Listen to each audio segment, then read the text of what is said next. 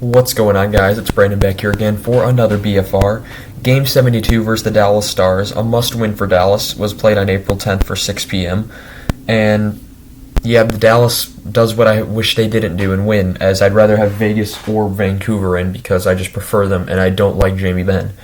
They win 6-4. They go to 24-30. That Dallas wins 6-4. They Hawks go to 24-37 and 11. They outshoot Dallas 40-30. Dallas outhits them 27-23. And faceoffs were 30-27 in favor of Dallas. Power plays: Chicago goes 1 for 2. Dallas 2 for 2.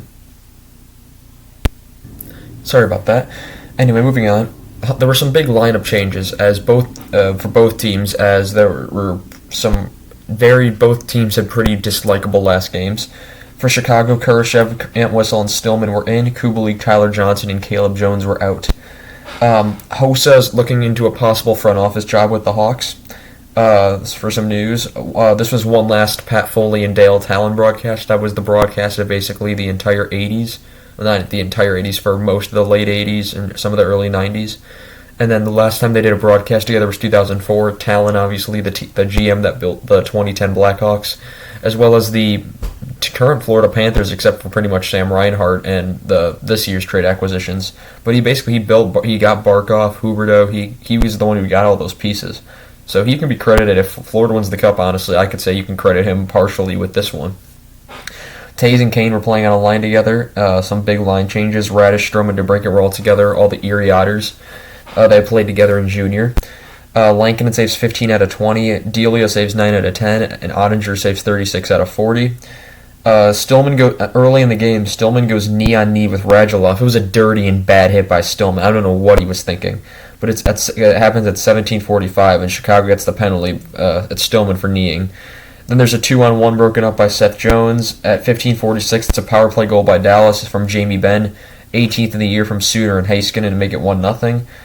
And then at 11:51, it's a Chicago goal in response by Philip Kurashev, who's back in the lineup. 6th of the season from Kane to make it 1-1.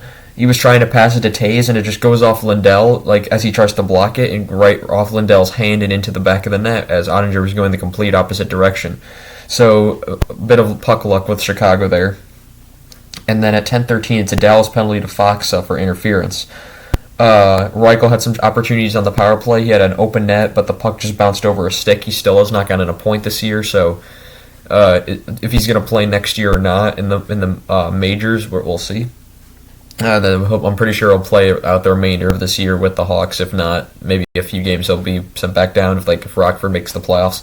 He's over a point a game in Rockford, so he should be doing well, but they don't always translate over to the NHL level. Then at 8:36, it's a Chicago power play goal from Jonathan Taze. It looks like it was Doc's goal, but it's his 11th of the year from Kane and Doc to make it 2-1.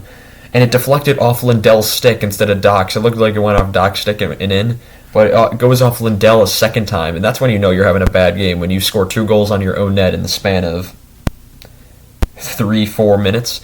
So, yeah, not a great start for Lindell. Then at 7:47, it's a Chicago penalty to DeBrincat for interference. It was a bad call. Sagan had run into DeBrincat prior to that, and there was no call. And Sagan's a lot bigger than DeBrincat, so he just ran him over. And then DeBrincat just hits Glendening, and I'm not sure why that was interference, because the puck was in the vicinity, and that's when the puck is right there. That should not be a penalty. Hintz hits the post, and at 6:15, it's a Dallas deflection power play goal from Joe Pavelski, 27th of the year from Sagan and Klingberg to make it 2-2.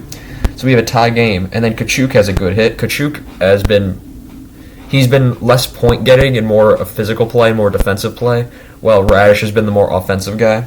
So both pieces I'm sure will fit well into the Hawks lineup going forward. Will they be here after the rebuild after the rebuild is done? You never know. 4:06, there's a Dallas penalty to Hintz for interference, which would be killed, but it was an awful call. That was an awful... If Hintz should not have gotten a penalty for that. That was one of the softest calls I've ever seen. And then, going into the second period, it's tied 2-2. Net for long. Is a 2-on-1 is broken up by Seth Jones, but at 18:13, it's a Dallas goal to Rupe Hintz. 31st on the year from Pavelski, as Pavelski keeps showing his youth with Hintz and Robertson. Makes it 3-2. Kurashev and Taze have a 2-on-1 that's denied by Ottinger. It was a great save.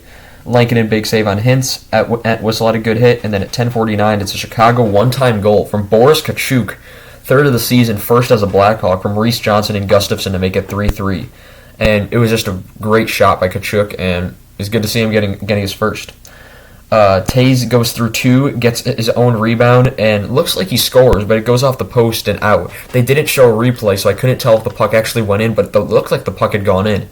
And because they didn't review it, or the play didn't stop, or anything, or who knows if that puck went in, because if it did, I'd be mad, because on that same play, Dallas goes the other way, and at 8:47, it's a Dallas goal from Jason Robertson, 33rd on the year from Hintz to make it 4-3, and yeah, and then bad Hawks defense and turnovers then leads to a 5:28, another Dallas goal. Jason Robertson, again, his 34th of the year from Suter and Hintz to make it 5-3.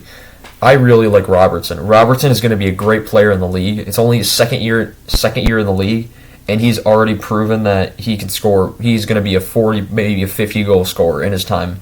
He's looked excellent. He's one of my favorite players on Dallas, and it's unfortunate that he's on Dallas because when Jamie Benn's the captain of a team that I can't like that at all. If you don't get the hint, I dislike Jamie Benn a lot. And then Dallas has an uncalled tripping goes uncalled. At Whistle's hit hard. And then we go to the third, where before the third, Reichel is robbed near the end of the period, but we go to the third. Delia's in for the third, and there's not much that happens. There's a big save on Seth Jones. Kurashev is denied. DeHaan collided with Delia early in the period. As during the thing, they were both fine. Delia then robs Hintz. Then at Hawks were trying to get that, trying to get anything, but they just couldn't. Then at 4:35 of the third is a Dallas wraparound goal from Tyler Seguin, 22nd of the year from Ben and Heiskanen to make it 6-3. And then, so it's pretty much over. But at 2:57, Doc makes it interesting, as it's a Chicago goal from Kirby Doc, 9th of the year. It's a pretty beautiful goal, posting in. 9th of the season from Entwistle and Lafferty to make it 6-4. So Hawks pull the goalie at 2:45, and then Hintz clearly boards. I couldn't tell who. It might have been DeBrincat or whoever was on the board, but it is a very dangerous hit by Hintz, and there's no call. And the crowd is up in arms, the coach is up in arms, the players are up in arms. I don't know how that wasn't a penalty. It's just the officiating that's going on this game, pretty awful. But yeah, the Dallas win the score in those 2 minutes and 45 seconds. They run for the empty net a ton, but they just couldn't get it from where they were. And that's game 72, and there are 10 games left in the season now. Next game will be in LA, and then Pat Foley's last game will be not in LA, but here against LA. And then we'll be playing the final game of the homestand here against San Jose. And that'll be Pat Foley's last game as the announcer before Chris Vosters takes over as the full-time announcer. Any news around the league or anything like that? We have 2 new teams in the playoff hunt since we lost to the BFR, Maple Leafs and Rangers, so that makes 4 out of the 8 teams in the East done. Colorado's still the only team in the West. Edmonton has moved above LA. I'm pretty sure that was covered last time. Anaheim and San Jose can no longer qualify for the playoffs. They are both eliminated, so we have 3, 5, 7, and 10 teams gone, and we still have 22 teams in. So we already pretty much count out these three teams in the East. We're not counting them until they're officially. The Islanders have had a late surge as of late, but they're still a lot of points behind Washington for that second wild card spot. And Dallas with the big win last night. Them and Vegas are just going back and forth. Dallas now is 1 game in hand on Vegas as Vegas is catching up. And I really just don't want Dallas to get in because I don't like Jamie Benn. But other than that, I like Seguin, I like Robertson, Hintz is fine, Pavelski I've always been a fan of, Heiskanen I like, Klingberg I like everything about that team except the captain. When I just dislike Jamie Benn for all the stupid stuff he's done and just classless stuff. Winnipeg still hanging around there. They're probably not going to get that spot. But yeah, that's really all I have for you guys today. And I will see you guys in the next one. Next BFR should be coming 2 days from now. So we have the game tomorrow, then there. And it's going to be a back and forth for a little while here until the next game. So yeah, thank you guys for watching, and I shall see you guys in the next one. Goodbye.